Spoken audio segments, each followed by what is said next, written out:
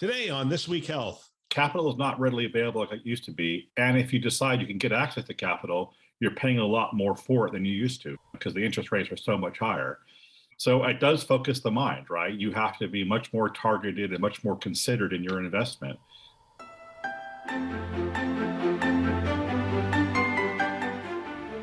It's Newsday. My name is Bill Russell. I'm a former CIO for a 16-hospital system and creator of This Week Health, a channel dedicated to keeping health IT staff current and engaged.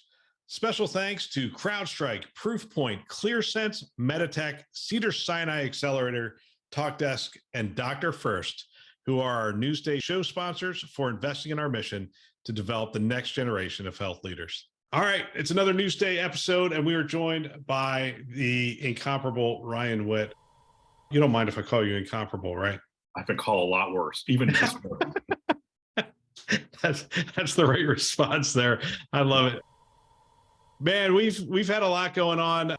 I was at the Chimefall Forum. I was at the Health HLTH conference as well, and got to talk to a lot of people. And the story I want to start with you on, I mean, we have a security story here. We're going to talk about Senator Warner and some of the stuff that's going on there, but I'm going to encapsulate it in the 5 takeaways from the health conference. Now, I know you weren't at the health conference, but these takeaways are common across, I think, all the conferences that we just went to. Sure. We're not going to talk about these stories specifically, but they're wrapped up in the first takeaway from the health conference. Common Spirit reports $227 million quarterly loss. Memorial Sloan Kettering to lay off 3% of staff. Advocate Aurora posts $310 million Q3 loss. And then you have the 5 takeaways from the health conference. And the first one is that the economic troubles loom large in digital health. Now, they're not talking about providers. They're just talking about digital health, which is a different segment altogether. But Sure. I sort of want to talk about both segments because the Chimefall Forum, I did 29 interviews, and I say, what I want to do is talk to you about what's top of mind. And everybody's joke was the same, which was, well, it's financials. Right. But I don't want to talk about that. So we'd always talk about what was second top of mind, because otherwise we would have talked to 29 systems about the financial pressure that they're under. Is that what you heard as well at the Fall Forum and others? Yeah, I mean, I think it's that talk track or that theme is becoming pervasive. I mean, right across the marketplace, right across industries, but particularly in healthcare, where, I mean, some very leading institutions, very large institutions, are making fairly strong statements about their earnings and their need to go make cutbacks. And is that a lingering sort of COVID pressure of not being able to do elective surgeries and all the kind of the high return sort of procedures they were not able to do, kind of taking effect? Is that also a statement about the prevailing economic headwinds, which I think we all now really see? I mean, I'm calling you right now from Silicon Valley, and we're seeing headwinds that I can't recall for many years now. I mean, good more than a decade since we've seen this sort of job pressure. So I feel like it's across all industries, and healthcare is definitely feeling, with very low margin industries, feeling the brunt of it, right? Yeah, well, big tech. I mean, we saw what Meta was that 10,000 employees? Maybe even 11,000. Yeah. Yeah, 11,000 at Meta. You saw Google tighten it up. I don't know if they did layoffs per se, and you're seeing that just across the board. All these Amazon doing cuts for the first time and whatnot. This Even is doing cuts with companies like that who have just been rocket ships, essentially. Yeah, I mean, that's really interesting. And that's the takeaway from health, is that digital health also has seen a significant contraction. And they talked about the players that what did Jonathan Bush refer to it? He goes, digital health used to be the land of milk and honey. You just go out and essentially find money off trees and just pull it down, and life was good. And that was just 2 years ago. And what he's saying now is, and their second thing is, profitability is the new king. It's not about growth at any cost. That used to be the model, let's say 2 years ago, is get as much money as you can, grow, position yourself for a sale and do your exit and that kind of stuff. And now what they're saying is, now the model's changed pretty dramatically. And it is extend your runway, get to profitability, and make sure that the profitability sustains you for as long as you can. And no one's really telling me, no one's saying, hey, we expect this to end in 12 months or 24. No one's really giving that the exit. Even the Fed's even being a little bit clear about that. The Fed's saying this could last 3 years. Like the Fed are saying we collectively as a body need to get control of inflation. And so one of the ways we're going to get control of inflation is we're going to keep rates high, probably higher than they even need to be, so that when we have an opportunity to make adjustments, we actually have we put ammunition back into the chamber, so to speak. Because essentially, with all the quantitative easing the markets have experienced over the last since 2008, essentially, the Fed is out of mechanisms to go help to stimulate the economy artificially, and so I think they're trying to build up that sort of momentum again. So I think it is going to be tough times, and we are probably moving into an era right now where the headwinds are going to be severe. And I kind of fear for healthcare because I fear like they might pull back on that digital health spending, but I think you do so at your peril, because I still think those large behemoths are out there. The interlopers want a piece of the healthcare pie. The healthcare pie is not growing. So if you're a Walgreens or if you're a CVS, if you're a Walmart, if you're an Amazon, and you're able to go take a segment of that pie in the form of doing vaccinations or being like the go-to sort of distributor for all the pharmaceuticals, or low-level sort of urgent care type procedures, that's just a part of the business that's no longer available to the traditional providers. And I think when you're on that already in single digit margin territory, how do you lose that sort of operational, how you lose that sort of business and keep going? I think it's going to be difficult for them. So I think you have to keep investing. Yeah. Some of the optimism was from investors. The health conference, the HLTH conference, has a lot of investors there. And I interviewed at least one, if not two or three of them, at least two, now that I think about it. And the thing they said is in the highly hyped times, it's hard to see what is real and what is hype. And when you have this economic downturn, there's sort of a clearing of the air. It's like, oh, that's delivering value. That's not delivering value. And they're kind of excited because they're like, look, the market will take care of those that don't add value and they will go away. They're also excited that the organizations that they are working with are getting much more focused. Their message is getting focused. This is what we do, and this is who we do it for. So well, I think a lot of that boils down to a lack of access to capital, right? So capital is not readily available like it used to be. And if you decide you can get access to capital, you're paying a lot more for it than you used to, because the interest rates are so much higher. So it does focus the mind, right? You have to be much more targeted and much more considered in your investment. So I think we don't know what this economic climate is going to look like compared to the previous sort of cycles, but we certainly had these downturns previously. Some fantastic companies have been born out of this, right? Some great innovations have been born out of that, because the wind does clear away the fog, and the value then kind of rises to the top here. Like I'm mixing a lot of metaphors, but I think you get my point. Yep, absolutely. There was one interesting, but I thought that was Amazon launched their virtual health platform. Essentially, they launched their, virtual health marketplace that would feature third-party direct-to-consumer telehealth providers to potential customers. And so I saw a lot of pivots that have happened and that are starting to really take root. And a lot of organizations are focusing on the employer market, and they're focusing on the payer market, or they're focusing on the direct consumer. And the direct consumer one is interesting to me, because we have traditionally not been able to get consumers to pay for health, because they're like, I already have insurance should pay for it. And if it doesn't, I'm not going to pay for it. And people who have an alternate form of monetizing that, like Apple has phones, and if they sell more phones because they're doing digital health, they win. And if Amazon sells more Prime memberships, that's how they can monetize some of these things. Amazon's making some interesting moves. I mean, the pharmacy, direct to consumer pharmacy business, they have just done a significant marketing push. A lot of people in my community are saying, hey, what do you know about this Amazon pharmacy and whatnot? And so they're going to compete with Express Scripts and others that are out there. And then you have this marketplace to potentially utilize the platform that they already have relationships. 100%. A lot of it comes down to do you buy into the business model? Because the business model and this could be a generational thing, but a business model that works really well, or at least so it seems to, is this idea that I'm going to use Instacart now to go grocery shopping. I'm going to use DoorDash to feed myself.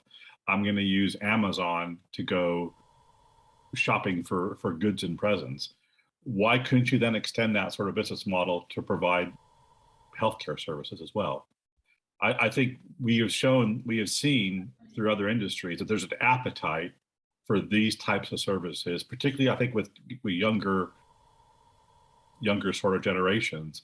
And so they don't feel the same sort of pangs about, I must go have that physical encounter with my primary care physician that maybe people from our generations, if I could use that for, have that sort of.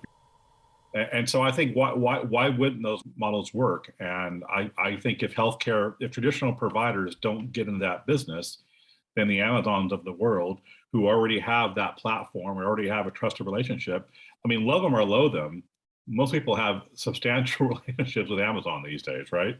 Yep, they should show up sometime today. And you know what? I know they're showing up sometime today because they already notified me that they're coming sometime today, and they're really good at that kind of stuff. They're really good about it. And why can't my healthcare experience be something similar? Yep. So every time I go to the hospital or the doctors, I'm filling out the same form again, and again. And again. All right, we'll get back to our show in just a minute. We have a webinar coming up on December 7th, and I'm looking forward to that webinar. It is on how to modernize the data platform within healthcare, the modern data platform within healthcare, and I'm really looking forward to the conversation. We just recorded 5 pre-episodes for that, and so they're going to air on Tuesday and Thursdays leading up to the episode, and we have a great conversation about the different aspects, different use cases around the modern data platform and how agility becomes so key and data quality and all those things. So great conversation, looking forward to that. Wednesday, December 7th at 1 o'clock. Love to have you join us. We're going to have health system leaders from Memorial Care and others. CDW is going to have some of their experts on the show as well. So check that out. You can go to our website, thisweekhealth.com.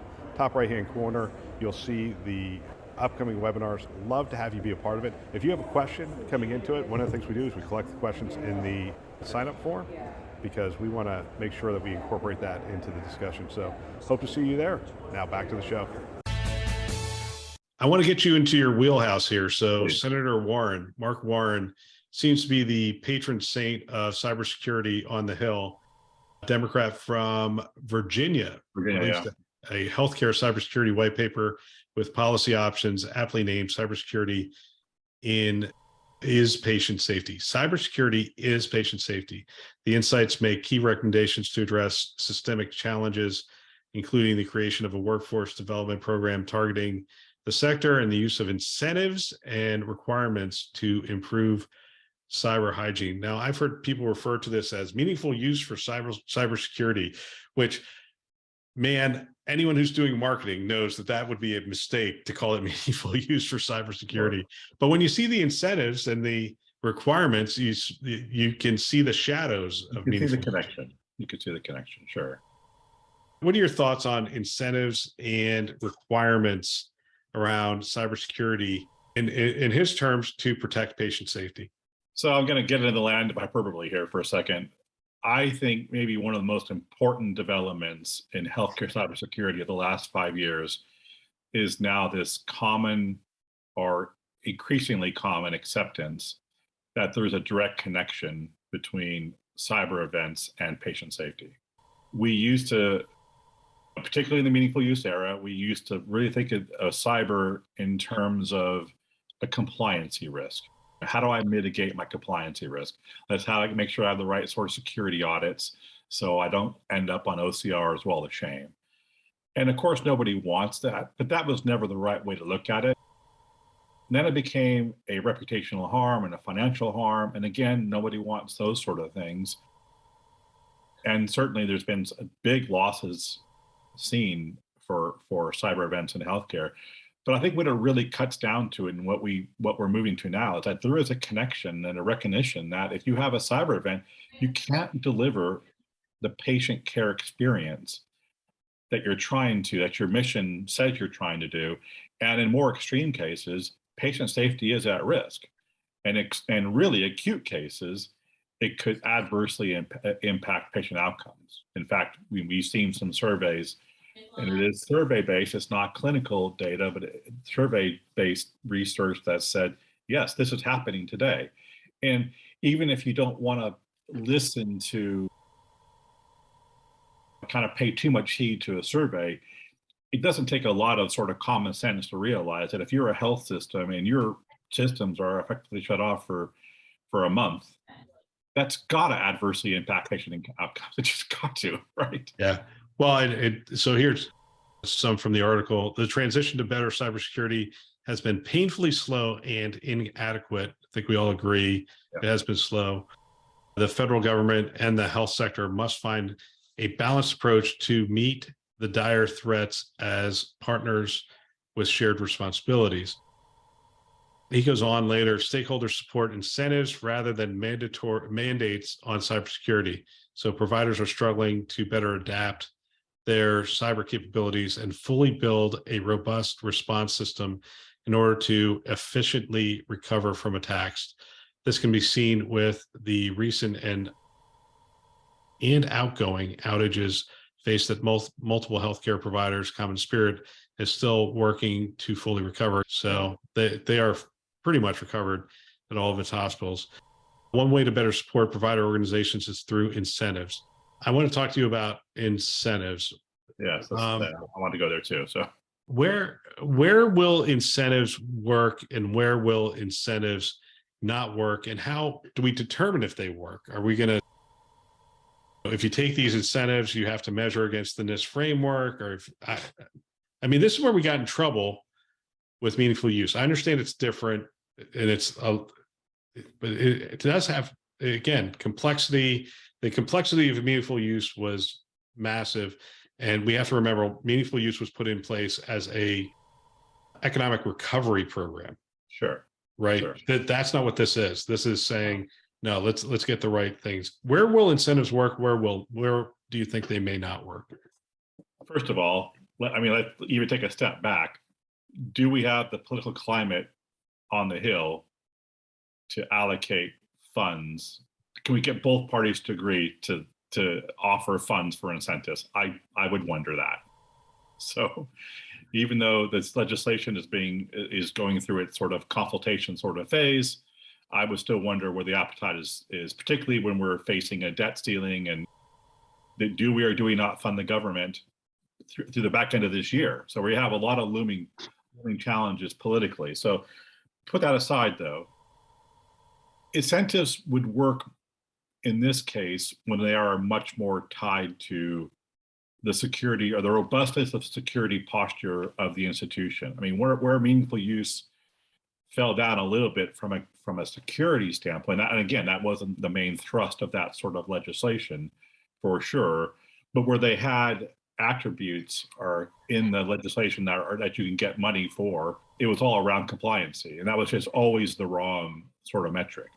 Making sure that you were keeping in tune of HIPAA and related regulation was great from a compliancy standpoint, but it doesn't solve at all for security. And I think it gave a lot of institutions the air cover to say we're secure, knowing pretty full well that you really weren't. So I think tying it back to NIST is the most logical thing to do. I mean, the 405D program, which is also fairly aligned to NIST, and that's very much about cybersecurity preparedness for healthcare. So that might be even a better sort of model. But those are two sort of frameworks that you could tie it back to and measure against those sort of frameworks. And I think then that would be impactful. It is a little bit regrettable, however, that healthcare, we've trained the healthcare industry to rely on incentives to go and do meaningful things,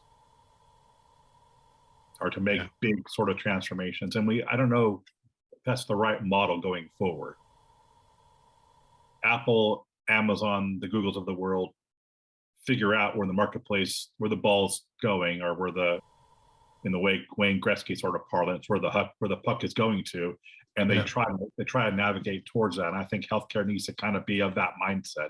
Yes, they might need helping hand along the way, but there is too much sitting on the sidelines waiting for government to put their hand out. I don't know. Yeah, as you read this article, some are suggesting remember the Cash for Clunkers program? They're essentially saying, look, there's a lot of insecure older pieces of equipment. Why don't we just have sort of a trade-in program or trade-up program? We give people cash for these pieces of equipment that are end of life or whatever. I just don't know. I just don't know where that would end. I mean, I inherited a data center that had 90+% end of life equipment. I mean, are they going to replace every piece of equipment in my data center? Absolutely not. Absolutely not. I mean, that's a big number, by the way. They're going to replace all those out-of-date modalities that are still providing patient care, even though they're a security risk. And I think it depends on what the intention is. I'm trying to think where I want to go. There's a big article going back and forth, and it is on Becker's. Giles Bruce wrote an article, "Is Epic's dominance good for healthcare?" He interviewed a bunch of CIOs, and Tony Ambrosi from Baptist, Baptist, Florida. Yeah, Florida, and Keith Perry, Brilliant Clinic, and I think a couple others in here. Yeah, there's a couple other CIOs in here, and they give their various opinions. And this is always a difficult conversation to have. And the reason I don't mind doing it at the end is because I don't want to give too much time to it, because it's almost it's a moot point, right? We can talk about it all we want, but at the end of the day, it's not going to change Epic's dominance in healthcare. Is it good for healthcare, or is it not good for healthcare? The general consensus that we're reading in social media and whatnot is anytime an organization has that much power and sway in an industry, you have to be concerned about prices and pricing going up and their control of the market and keeping people out.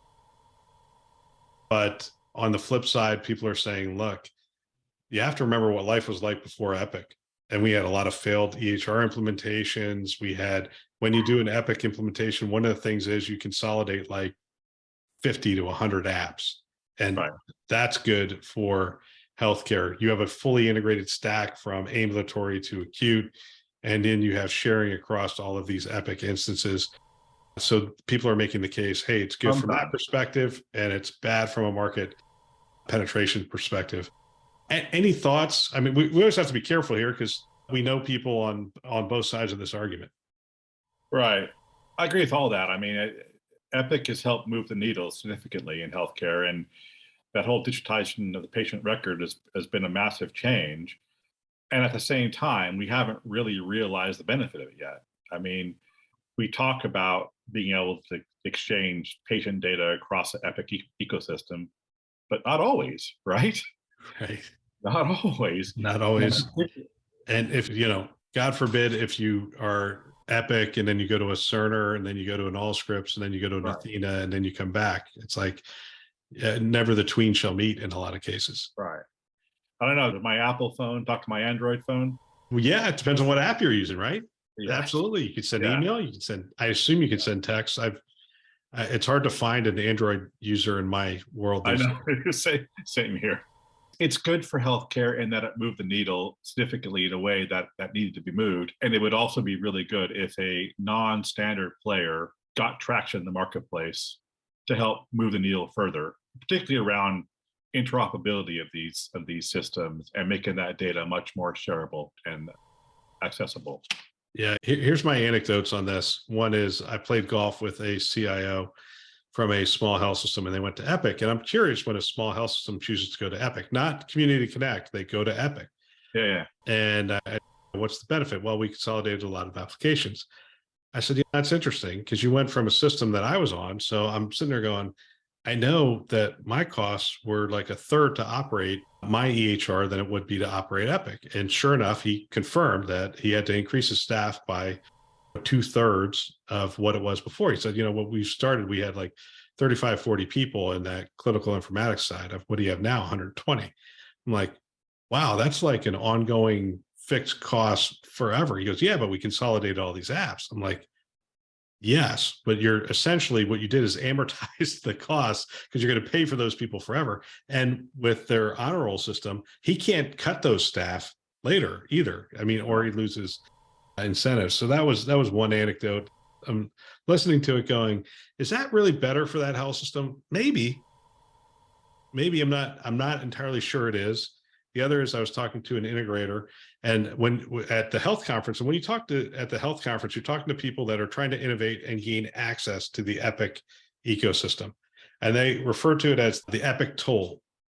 And the Epic toll is if you want to be in the App Store, if you want to access that data and whatnot, there's a toll to be paid, and it fluctuates between 10 and 20 some odd percent of your total revenue.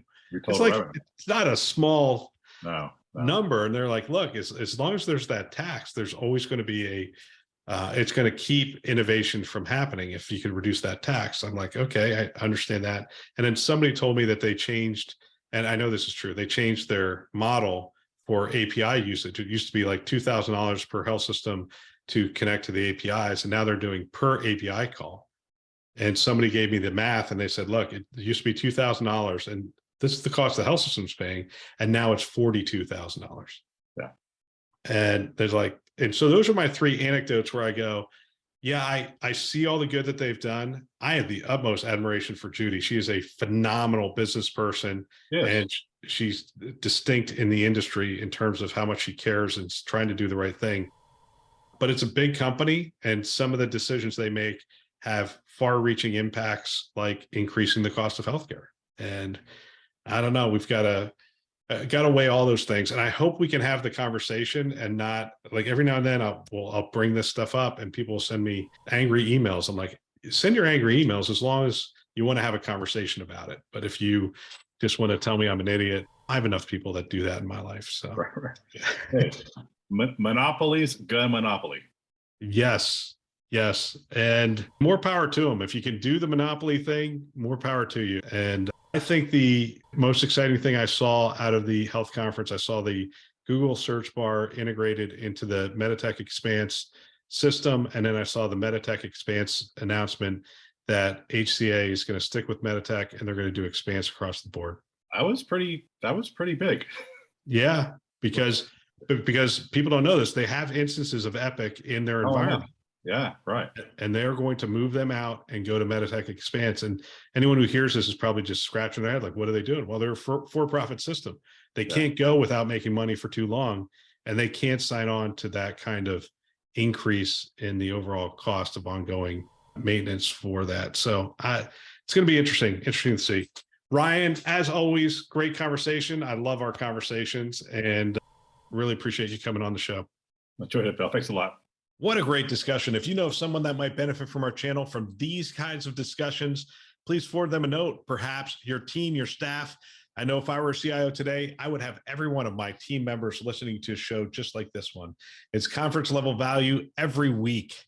They can subscribe on our website, thisweekhealth.com. They can also subscribe wherever they listen to podcasts, Apple, Google, Overcast. You get the picture. We are everywhere. Go ahead, subscribe today. We want to thank our Newsday sponsors who are investing in our mission to develop the next generation of health leaders. Those are CrowdStrike, Proofpoint, ClearSense, Meditech, Cedars-Sinai Accelerator, TalkDesk, and Dr. First. Thanks for listening. That's all for now.